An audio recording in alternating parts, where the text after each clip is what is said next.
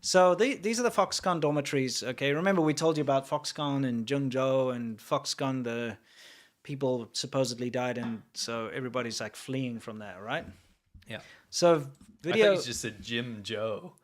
Like no, I didn't say like Jim Joe over there. Jung. No, you're right. Anyway, footage comes out of people's belongings being thrown out of the dormitories here. Okay. And you can see in the background just piles and piles of people's personal belongings. So all their blankets and suitcases and whatever else has been in their dormitories just being thrown out. And I think this is part of the zero COVID crap. You know, it is. They quarantine the building and then they just go in there, they disinfect everything. But during the process, they just throw everyone's stuff away. Mm-hmm. So these videos are going out there and people are getting really like angry about this. And then what does the government say? Well, so maybe you can play the video in the back. Yeah, well. So there's two parts to this, and I actually should have included something. The Chinese government staged a makeshift protest in New York City. Oh, did they against Apple. Okay. Right? Which is crazy. Because Apple just capitulated, by the way. Yeah. To say, look at how bad Foxconn's management is. Our zero COVID policy is fine. Foxconn screwed this up. That's why everyone's fleeing. They don't treat their workers well. It's the stupid Taiwanese company slash with American, American Apple, company that's making Chinese people suffer. And they had these people protesting, and it was so weird because you can see right through it. They know that everyone's talking about this Foxconn fleeing thing. It's this horrible image of tens of thousands of people on the road, can't go anywhere, facing Dabai's armies with weapons. So we showed you last week, So that's the first part. The second part is these videos were going around of all these people's belongings getting thrown out, like you just explained. Yeah. But the controversy on the Chinese internet was the government was trying to tell these people, yeah, these videos are real, and guess what? It's not the government that's doing it, it's Foxconn. Foxconn is going in and just getting rid of all the employee stuff. Look at how bad this company is. And it coincided perfectly with the fake protests in New York City. All right. You can always see China's influence campaigns. Look at that shit piled up. Yeah, I know. Excuse my language. No worries. But the influence campaign of the Chinese government is even abroad. I mean, they're trying to push a narrative in New York City. At the same time, they're allowing these videos to go around, but going around saying, hey, yeah, you might see these rumors about these like thousands of people's shit getting thrown out the window and torched and thrown out, but that's not us. That's those stupid bad Foxconn managers that treat their workers like slaves, right? And it's crazy. It's absolutely crazy because it's the exact opposite. It turns out it was the government. It was the government. It's the government that went in and took everyone's stuff. The Dabai, the sanitation workers. What do you even call them? I don't even know. Those like paramedic workers, pandemic workers. Pandemic workers, I guess. The stormtroopers. It turns out it was them, not Foxconn, who went in and threw everyone's crap out. No, this is very shit ADP, so I apologize, but that's how all footage coming out of China is like this. It's always shit ADP. Anyway, so the huge controversy was that people were mad. They're like, how dare you lie to us? Yeah. This is clearly the Dabai from the government that are getting rid of thousands of people's belongings. Yeah. These poor people that are already poor to begin with, by the way. These workers are not paid very much. Yeah. That are losing everything in their dorms. Yeah, it's terrible. It's absolutely ridiculous. I mean, it wasn't that long ago. I think you guys can probably remember this, and I don't want to remind some of you that might get upset about this, but it wasn't that long ago that these pandemic workers from the government were going in and just murdering everyone's pets. Yeah, I feel beating them to death. I feel like because of apps like TikTok and like, I might sound like a boomer for saying this, but like apps like TikTok and all these like very short media kind of things are YouTube ruining shorts. People's attention. YouTube Shorts. You're ruining people's attention spans. Just remember, like, because you might have forgotten, not you directly, but a lot of people have forgotten now, that the Chinese government mandated that medical workers go in and murder everyone's pets. Yes. Just remember that. They're little lapdogs and cats and stuff. Like that happened last year. Beat them to death with poles. Yeah. So this is not shocking to me. No. Right? So they throw out everyone's stuff because it's like, quarantine for COVID and stuff. It's ridiculous, guys. I mean, why would you put up with this? You know? How can you put up with this? You're a poor migrant worker.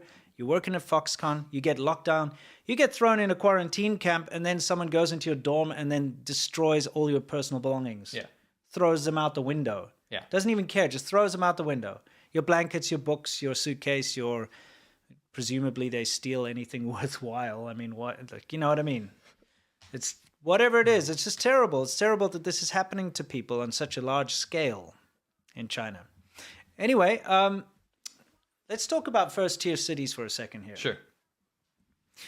Now, a first-tier city in China, I forget what denotes it as a first-tier city. Has it got a certain amount of, like, GDP or whatever, you know? But it's a lot of factors. Basically, it's the best cities. Yeah. If you were to classify first-tier cities in America, I guess it would be like New York City and maybe LA. Yeah. LA's kind of dodgy, though. You know, New York City's pretty dodgy. Actually, it's pretty dodgy. About? Yeah, every city can be dodgy. True. It definitely, LA is definitely a first-tier city. Yeah, it's true. What are you talking about? Yeah, I mean, you wouldn't think so if you drove around some of those neighborhoods. Depends on where you are. Yeah, it's true. I mean, it's like saying same in China. Yeah, like you could be in Shenzhen's a first-tier city. Oh yeah, you just go to like one of those Xiaojing or something. Xiaojing, definitely not. True. It's dodgy as hell. Anyway, so first-tier city is basically the best cities in the country, right? So in Shenzhen, you got 4 of them. Yeah. You got Shenzhen, where I used to live.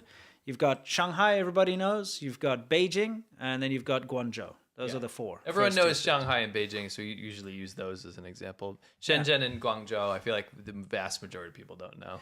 Yeah, it's weird because Shenzhen is the only other city with a stock exchange in it. Yeah. Because Shanghai and Shenzhen. It's like people just don't care. It's Let's weird, be honest. No, I guess so. Yeah. Anyway, hopefully I put Shenzhen on the map a little bit anyway. Yeah, for sure. So, you know, we got these 4 big first-tier cities. So this is like the best China gets. You got some other really good cities like Chongqing, I suppose, or, you know, like when it comes to infrastructure and stuff. But I'm just saying, like, these are the best. Yeah. These 4 cities. And when stuff goes bad in any of those 4 cities, then you know it's so much worse in the smaller places. Yeah. Because there's never a spotlight. If something happens in a tier 88 city somewhere, nobody will hear about it. No. There are certain cities and areas in China that have been in lockdown since like August last year, which we'll get onto. There are places that have been in perpetual lockdown that are like suffering terribly in China, but you've never heard about it because it's not important. Yeah. All right. So anyway, what you're seeing behind us here are people lining up for their tests. This is Beijing. To give you an idea of the scale of crap that people have to put up with every day, because this is a kind of a daily occurrence here to get these kind of tests. It's awful. And in some cases, you have to get tests multiple times a day. And you got to stand in these queues of thousands and thousands of people. Yeah. It's just ridiculous. I even had to cut that photo off because of the shoe cam.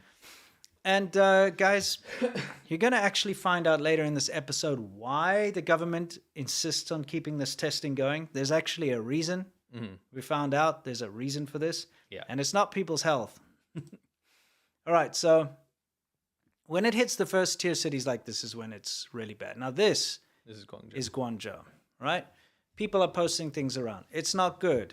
What should I do? Revolt. Locked down by metal plates. It's not, you know, like all stores closed except for meds or food.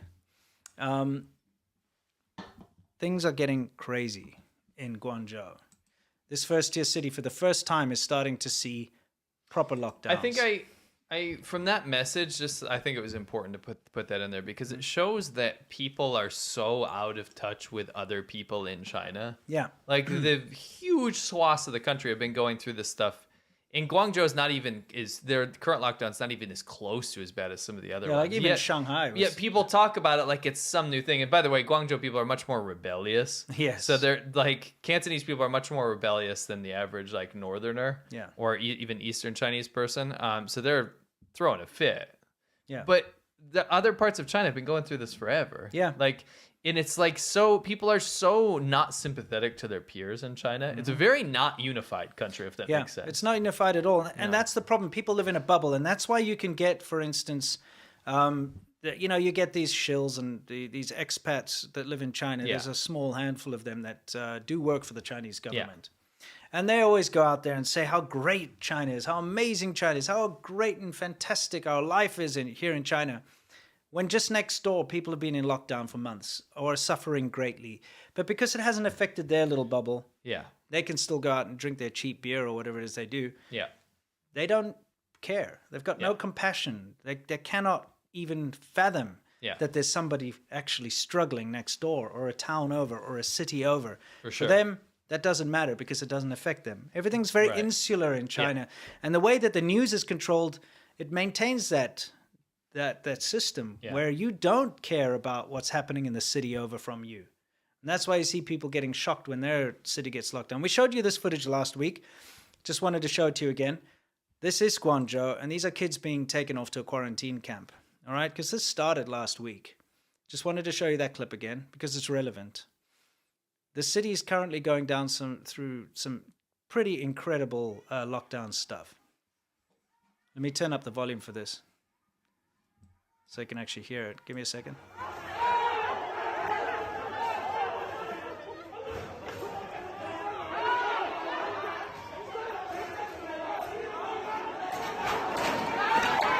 is what happens when you tell Cantonese people in Guangzhou that they don't know. Yeah. They don't accept it that easily. They're also a hell of a lot less nationalistic. Yeah. So yeah, this is the kind of barriers are set up for the lockdown, not for the Grand Prix. Yeah, you see these barriers is they set them up temporarily to like lock people into their compounds and to prevent people from accessing stores or whatever. Yeah. So somebody just made like a fun little thing. But now in Guangzhou, they're starting to see the metal barriers go up. Yeah. These kind of barriers go up. They're starting to see everything being shut down for the first time. And it's waking a lot of people up that previously weren't taking it seriously. You know? Yeah. It just sucks that it has to be that way. Yeah. Anyway, now we want to tell you something important. Feels like we're actually... Yeah, that's how you drive. Yeah, you drive backwards. It's in reverse. Yes. Anyway, nucleic acid testing now accounts for 1.3% of China's GDP. Can we? By the way, always we have to say it means COVID testing. Can we stop saying nucleic acid? COVID testing. Not you. Just, yeah. Can they stop? Yeah. That's Swan. Oh no, guys, this is huge. COVID testing is now a huge part of China's economic engine. Guys, 1.3% might not sound like a lot. That's over a trillion RMB. Yeah. A trillion. A over trillion. like 1.7 trillion. Yeah, it's crazy, isn't it? That's like a bunch of countries' size GDPs. Yeah. Is just for testing. Just for testing. So you see, it's really weird how the Chinese government manages to, I don't know, like game the system in a way. They always do. They're like with the Ponzi scheme of the real estate. Yeah, and not to mention Lianghua Qingwen. Yeah, Lianghua Qingwen capsules. But now they're turning this mandatory COVID testing into like an economic thing. It's an industry now that makes money. Yeah. It's like you have to be tested. It's like, they're like, what do you work in? I'm in the tech industry. I'm in sanitation industry. Yeah. I'm in the dairy industry. I'm in the COVID testing industry. I'm in the COVID testing industry, yeah. Because there's no choice. No. Okay, local governments have to pay for these tests, which they then get through taxes or whatever else, right? So you end up paying for it. I know that they've been talking about making people pay for their tests, like 20 RMB or something each or some nonsense. Yeah. Remember, that was going to happen. They're implementing paying for your test. Yeah. So either way, you're still paying for these ridiculous mandatory tests that happen every day or every 2 days or every week, or it still happens. Like, you cannot escape this. If you go into a train station, you're getting tested. If you go into a metro, take a bus, anything, you're getting tested. If you try to fly to an airport, look, everywhere you go of any importance, you need to be tested. Yeah. And you need to have a clean green code within the last 24 hours or something before you're allowed to go anywhere or do anything. So you have to be tested, okay? So this is an industry that's a captive monopoly, okay? Because you have to have it done. So they're making tons of money now. Yeah, it's like it's a forced economy. It's a forced economy. Yeah. It's crazy. And that makes sense why they're not like giving up, because they probably realized, hey, this is a good way to generate a lot of income. Oh, yeah. I mean, like the whole way that China works is if you're in a government protected industry or you have government connections, then you literally walk all over everyone. Yeah. That's why people and that's why people work for the Chinese government, like even people from different countries doing propaganda or whatever, because they want to be part of this, almost like a harem.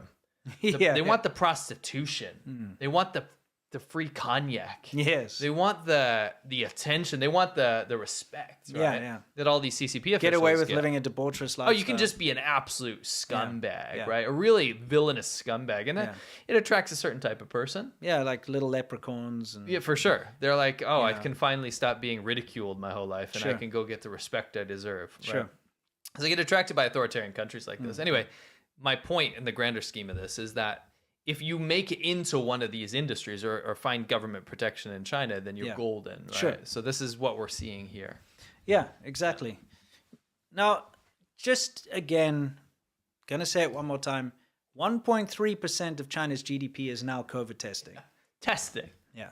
And like I said previously, imagine the amount of waste that is being produced. I can't even imagine. There goes the ocean. Just there goes the world. They're dumping that shit in the ocean. Yeah, of course they are. But it's like plastics. Plastic lids. Seriously, though. You got those little test tubes for every test, okay? Yeah. You've got the plastic you have to tear off to get your little Q-tip out. Yes. Just that. Never mind the Q-tip and all the crap and all the waste that's put into making these products. It's definitely regarded as being wasteful. It's ridiculous. It is the most wasteful thing ever. There's mountains and mountains of waste going on. Mountains of waste. Yeah, exactly. And it's all because it's a crafty way for the Chinese government to make money once again in a bad situation. They're like, silver lining. Yes. Now here, unfortunately, we have to... Yeah, let's bring it back to dour mode. We're going to have to bring it back to a dour moment. We're just going to play the first little clip, and then we're not going to play the rest for you here.